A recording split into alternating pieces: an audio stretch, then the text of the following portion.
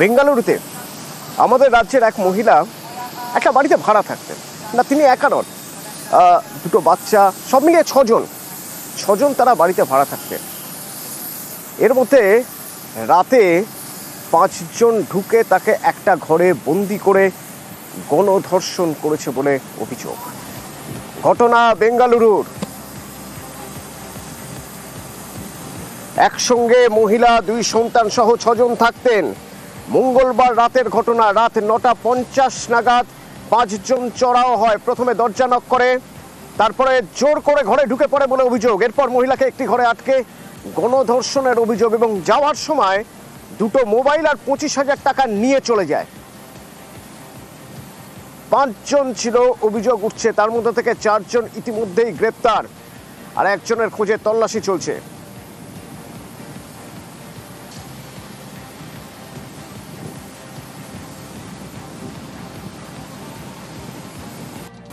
Bengaluru police এই ঘটনার প্রসঙ্গে কি বলছেন শোনা যাক। Based on the call what we received at 12:39 in the night, the senior most officers and the local officers, we have arrived there and attended to this particular case, and the case has been registered. Essentially it's a case of gang rape along with dacoity as well. They have also taken away 2 mobile phones and 25,000 rupees cash that was there in the house. Based on the gravity of this particular case, immediately we have ensured that a DSP rank officer is drawn for this particular investigation. Total 5 people who had come to this particular site when this offence happened. We have formed 3 special teams under the inspector of each police station in the Nirmangala subdivision. 3 accused have been secured in this particular case. 5 জন এই ঘটনা ঘটিয়েছে, তার মধ্যে থেকে 4 জন গ্রেপ্তার।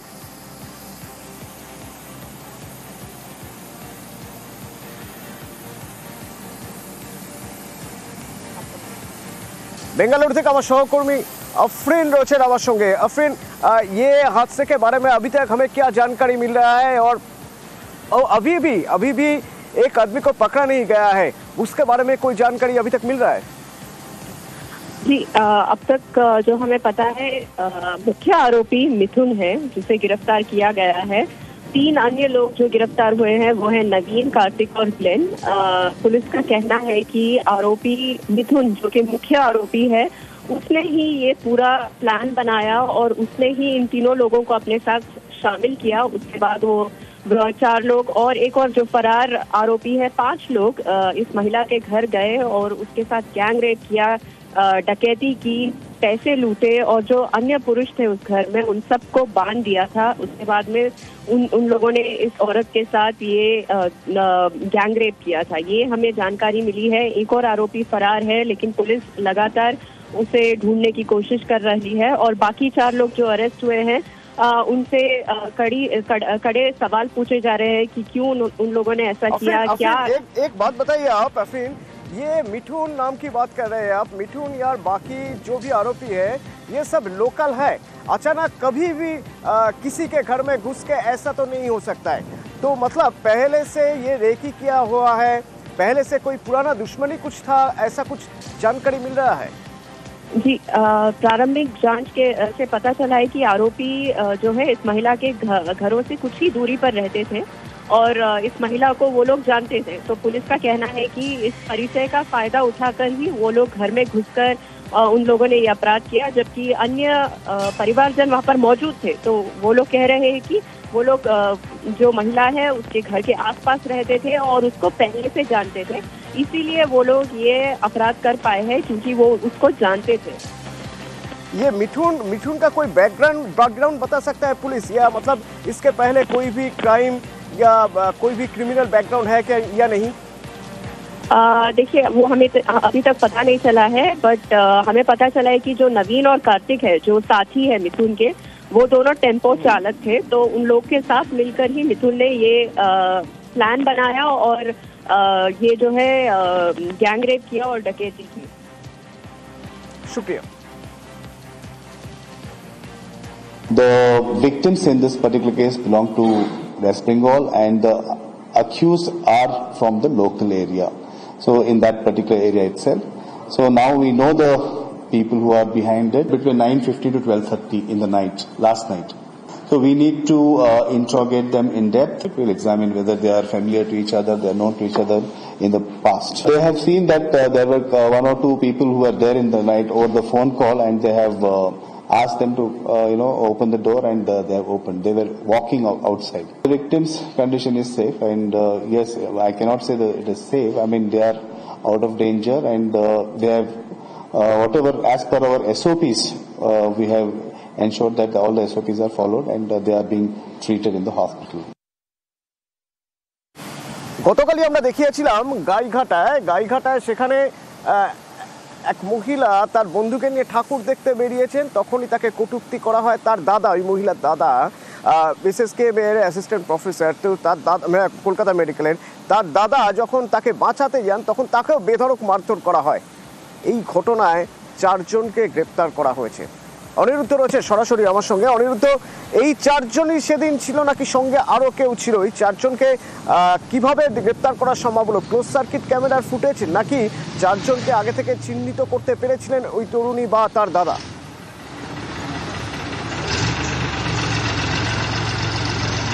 একদমই দেখো, গতকাল আমরা এই খবর দেখিয়েছি একাধিকবার নিউজে কিংবা ঘটনায় যে ডাক্তার আক্রান্ত হয়েছিল বোনকে বাঁচাতে গিয়ে, এবং যারা এই ঘটনা ঘটিয়েছিল তাদের খোঁজে তল্লাশি চালাচ্ছিল পুলিশ, এবং পুলিশ সূত্রে খবর ছিল যে দ্রুত যারা এই অভিযুক্ত তাদেরকে গ্রেপ্তার করা হবে। সেই মতোই গতকাল রাতে গোপন সূত্রে খবর পেয়ে চাঁদপাড়া এলাকা থেকে প্রাথমিকভাবে একজনকে গ্রেপ্তার করা হয়, যার নাম অরিন্দম রায়।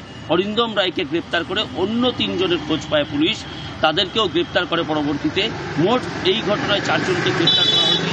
সিসিটিভির ফুটেজ নয়, প্রাথমিকভাবে ওই মহিলা, অর্থাৎ যে মহিলাকে প্রথম কটূক্তি করা হয়, পরবর্তীতে তাকে মারধর করা হয়, তার বন্ধুকে মারধর করা হয়, এবং পরবর্তীতে তার ডাক্তার দাদা এলে তাকেও মারধর করা হয়।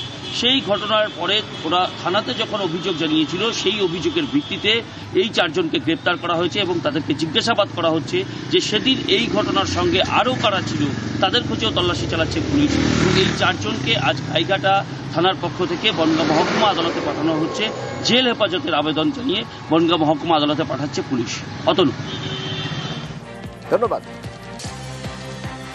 আমি আর আমার একটা বন্ধু জাস্ট বাইকে করে আমাদের বাড়ি থেকে বেরিয়ে, মানে মামার পাশেই, ওখান থেকে বেরিয়ে জাস্ট বাইকে করে যাচ্ছিলাম। ওখানে 4 জন ছেলে বিচ্ছিরিভাবে স্ল্যাং ল্যাঙ্গুয়েজ ইউজ করে। আমার যে ফ্রেন্ড গাড়ি চালাচ্ছিল ওর হাতটা ধরে দাঁড় করিয়ে আমার গায়ের মধ্যে ঢুকে আসার চেষ্টা করে। আমি আমার দাদাদেরকে ফোন করি, দাদারা আমাকে ওখানে যেয়ে দেখে, আমাকে তত সময় মুখে পাঞ্চ করা হয়ে গেছে অ্যান্ড হাতে বাইট। দাদার মুখে নাকে ফাটিয়ে মেরে দিয়েছে। আর একটা দাদার পা অলরেডি ব্রোকেন। ড্রিঙ্কস তো ডেফিনেটলি ছিল। পাঞ্চ করলো প্রথমে মাথায়, আমি পড়ে গেলাম। তারপরে আমার বুকের উপরে শুয়ে 4-5টা নাক দিয়ে রক্ত প্লাস হচ্ছে এখানে পুরো টোটাল ফুলে গেছে। আমি থতমত খেয়ে গেছি যে কে কার পক্ষে, ব্যাপারটা হয়ে গেছে যে বুঝতে পারছি না, এসে মারছে ও এসে মারছে। একটা মেয়ের উপর এরকম অত্যাচার চলছে। জাল সার্টিফিকেট, অর্থাৎ এই যে জন্ম আর মৃত্যুর certificate, birth certificate, death certificate, সেই সার্টিফিকেট জাল করা হচ্ছে। তার জন্য কারা কারা কাজ করছে, নেটওয়ার্কের আরও একজন গ্রেপ্তার। কিভাবে নেটওয়ার্ক কাজ করতো তা তদন্তকারীরা জানতে পারছে, এবং নকশালবাড়ি থেকে এক ডেটা এন্ট্রি অপারেটরকে গ্রেপ্তার করা হলো। এই ডেটা এন্ট্রি অপারেটর বিডিও অফিসের। বিশ্বজিৎ রয়েছে আমার সঙ্গে ফোনে। বিশ্বজিৎ, কিভাবে কাজ করতো এই ডেটা এন্ট্রি অপারেটর এবং তার বিরুদ্ধে কি অভিযোগ, তাকে ধরা গেল কিভাবে? গত রবিবার নিউজ 18 বাংলায় আমরা দেখিয়েছিলাম যে অভিযুক্ত পার্থ সাহা, যিনি মূলত এই জন্ম মৃত্যু চক্রের মূল মাস্টার মাইন্ড হিসাবে, এবং তিনি প্রায় 450 খানা এই জন্ম মৃত্যু সার্টিফিকেট তৈরি করেছেন, তার মুচলেখা তিনি হাসপাতাল কর্তৃপক্ষকে দিয়েছিলেন। সেই ঘটনা কার্যত সেখানে নাম উঠে আসে আরেক ব্যক্তি, যিনি data entry operator, Naxalbari BDO অফিসে কর্মরত নবচিৎ গুহ নিয়োগী। সেই নবজিৎ গুহ নিয়োগীর নাম পেতেই এবার পুলিশ তাকে জিজ্ঞাসাবাদে ডাকে এবং জিজ্ঞাসাবাদে তার কথায় অসঙ্গতি এবং তার মোবাইলে একাধিক নথিপত্র পাওয়ার পর তাকে গ্রেপ্তার করা হয়।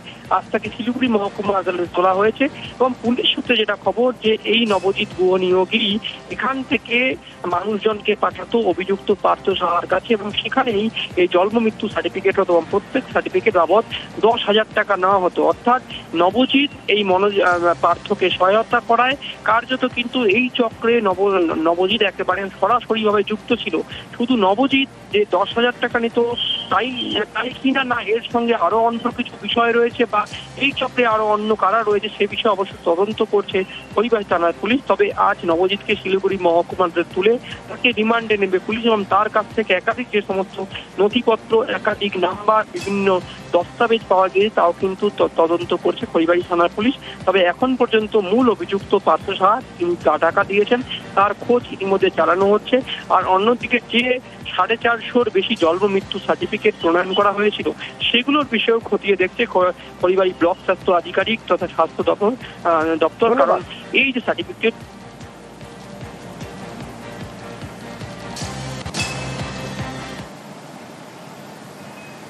একটা ভাইরাল ভিডিও, যে ভিডিওয়ে দুই মহিলার সঙ্গে দেখা যাচ্ছে একজন তৃণমূল নেতাকে, মালবাজারের ঘটনা। এবার এই ভাইরাল ভিডিও, তার দাবি যে এই ভাইরাল ভিডিও বানানো হয়েছে আর্টিফিশিয়াল ইন্টেলিজেন্স দিয়ে তাকে আসলে বদনাম করার জন্য। তো এই কাউন্সিলর, মালবাজারের তৃণমূল কাউন্সিলর অজয় লোহার, তার অভিযোগ তাকে বদনাম করার জন্য প্রাক্তন পুরপ্রধান এই কীর্তি করেছে। আর এ নিয়ে ঝামেলা এমন জায়গায় গড়ালো, দেখা গেল প্রাক্তন পুরপ্রধান আর কাউন্সিলর তারা হাতাহাতি করছে, মারামারি করছে। প্রথমে আঙুল উঁচিয়ে কথা কাটাকাটি, তারপর দুপক্ষের মধ্যে হাতাহাতি, মারধর, ইট তুলে মারার চেষ্টা। এই সিসি ক্যামেরার ফুটেজ জলপাইগুড়ির মালবাজারে। একদিকে মালবাজারের 11 নম্বর ওয়ার্ডের তৃণমূল কাউন্সিলর অজয় লোহার, তাঁর মা এবং বউ, আর একদিকে মালবাজারের প্রাক্তন পুরপ্রধান স্বপন সাহা সহ কয়েকজন।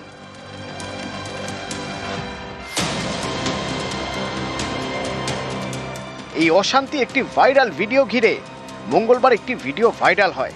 অভিযোগ, তাতে হোটেলের ঘরে দুই মহিলার সঙ্গে দেখা গিয়েছে তৃণমূল কাউন্সিলর অজয় লোহারকে।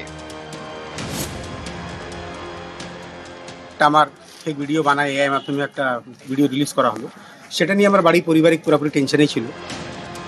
এই ভাইরাল ভিডিও নিয়েই মঙ্গলবার উত্তেজনা। মালবাজারে একটি সরকারি স্কুলের সামনে রাস্তায় হাতাহাতি। একদিকে প্রাক্তন পুরপ্রধান স্বপন সাহা, আরেকদিকে অজয় লোহার এবং তার মা এবং বউ। এআই মাধ্যমে একটা ভিডিও রিলিজ করা হলো, সেটা নিয়ে আমার বাড়ি পারিবারিক পুরোপুরি টেনশনেই ছিল।